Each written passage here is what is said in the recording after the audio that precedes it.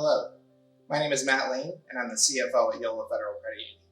Today, I have the honor of talking with Gloria Partida from the Davis Pheonix Coalition. Gloria, I'm excited to speak with you today and share about what the Davis Pheonix Coalition does for the LGBTQ community. So let's get started. Please share with us the story of the Davis Pheonix Coalition and what your nonprofit does. Sure.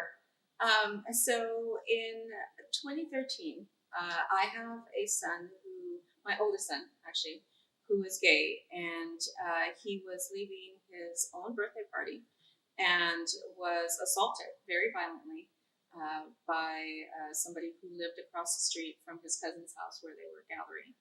And he ended up,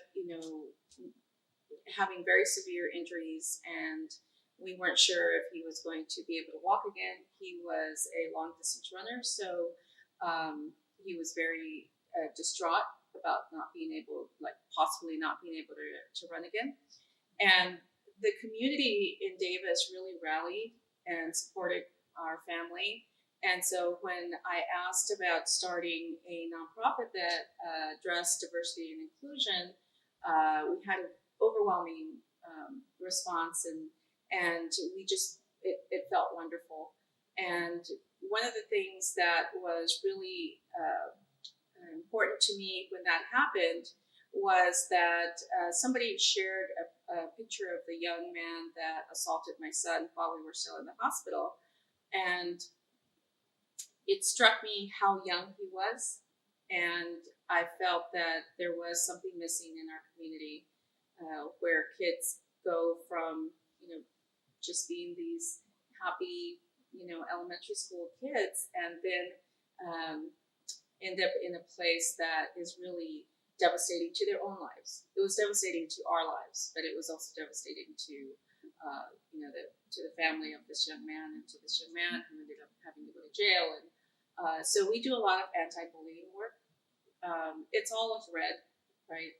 And so that is how we started. And our Pride Festival, which is part of the work that we do, starts with a run because it was really great to have my son be able to run again. And we think it's a symbol of the resilience in the LGBT community. Absolutely. Wow, Yeah. That's a powerful story. Thank you.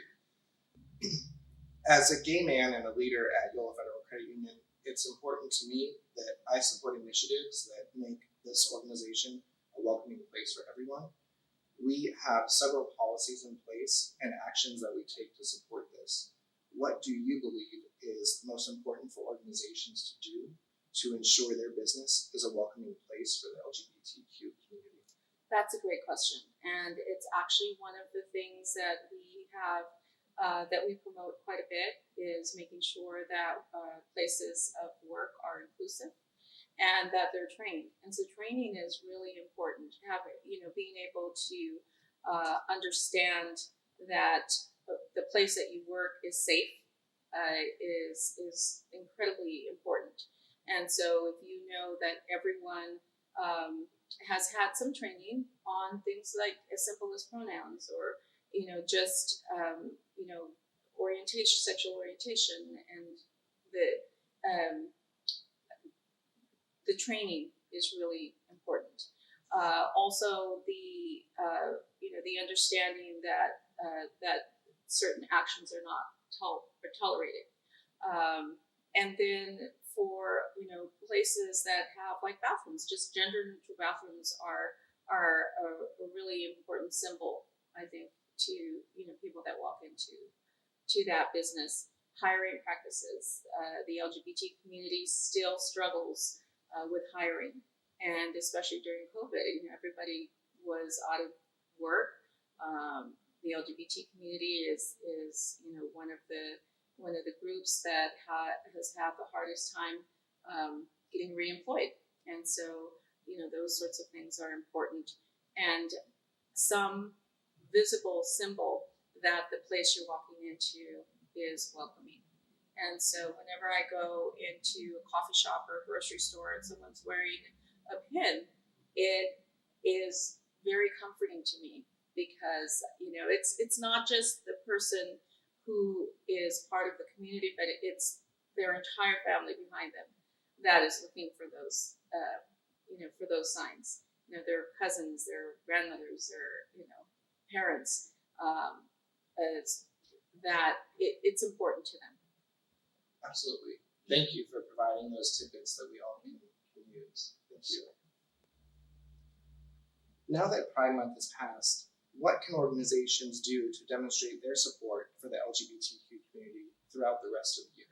Sure, and again, it's part of that. Some of the things that I've just mentioned. It's making sure that you display some sort of allyship. Um, like I said, a pin or a flag or something. But it's also standing up, being an upstander, standing up when you hear things that are not, that are derogative or that are, there's still a lot of slurs that happen in the community. It's probably one of the most difficult things that people have a hard time doing. Recently, when we had all of the Asian hate incidents that happened, people really started talking about how do you interrupt that, and those skills really transfer right to standing up for any vulnerable population. And so I think that this is one of those things. Making sure that the school districts are being supportive. Asking the questions.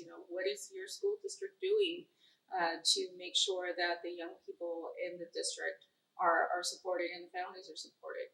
So I think just always asking if we are top of our game. Great. So it really starts with leadership, and even at the top of an organization, Sure. to set the tone and say, we're not going to tolerate this, we support you. Yes, of course. Great. The Davis Pheonix Coalition accepts donations through their website. Can you share with us what these funds are used for? Sure. We have a number of programs. We have a support group for parents who have gender fluid children, and it's a very strong group. So we have quite a lot of parents. We have parents who have preschoolers, right, who are gender fluid, who are expressing the desire to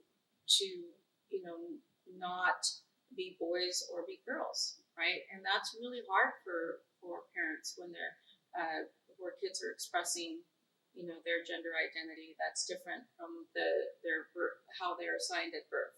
And so we have teenagers who are just coming out. We even have parents who have children who are in their mid-30s who are just coming out, and everyone is struggling with that. And so it's a great group.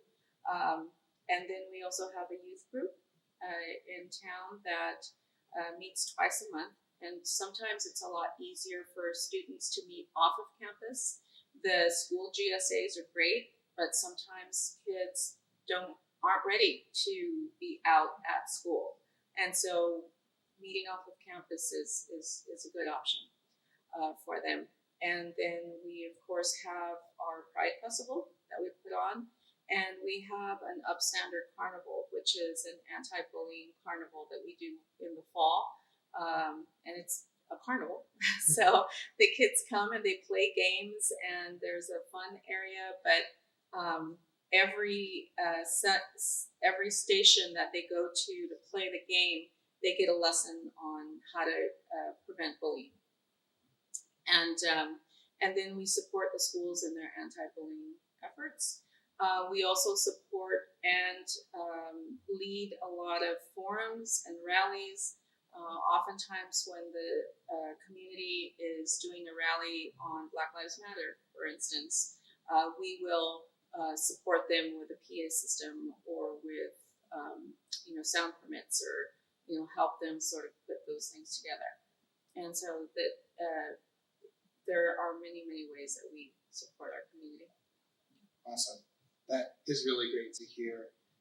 It sounds like the Davis Pheonix Coalition is doing important work for our community, and I want you to know that we stand with you as a strong ally, and are proud to make a $10,000 donation today Oh my to the goodness. Davis Pheonix Coalition. Wow.